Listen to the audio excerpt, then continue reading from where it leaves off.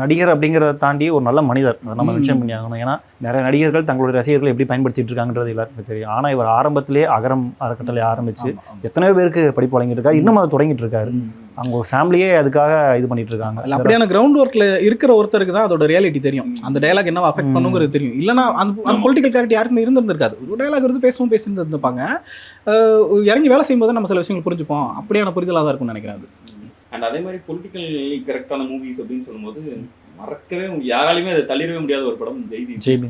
அந்த படத்தை வந்து இந்த மாதிரியான ஒரு ஆக்டர் நடிக்கல அப்படின்னா இந்த அளவுக்கு ஒரு பெரிய இம்பாக்ட் கிரியேட் ஆயிருக்கும் அப்படின்றது. நடிக்கிறது செகண்டரி, அந்த படத்தை தயாரிச்சதே அவர் தான். யார் தயாரிக்க முன்னும் வந்திருப்பா அந்த காலகட்டத்தில்.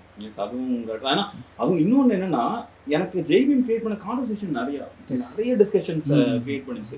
அண்ட் அந்த டிஸ்கஷன்ஸ் ரொம்ப அவசியமான டிஸ்கஷன்ஸாகவுமே இருந்தது. அண்ட் அந்த இதுக்கு ஒரு மிக முக்கியமான ஒரு காரணம் அப்படின்னா சூர்யாவோட ஃபேஸை நான் பார்த்தேன். ஏன்னா அவர் வந்து ப்ரொடியூஸ் பண்ணது இல்லாமல் அதில் நான் நடிக்க வரேன். அந்த படத்தோட முதல் போஸ்டர் ரிலீஸ் ஆகும்போது எனக்கு வந்து இந்த மாதிரி ஒரு டைட்டில் இப்படி ஒரு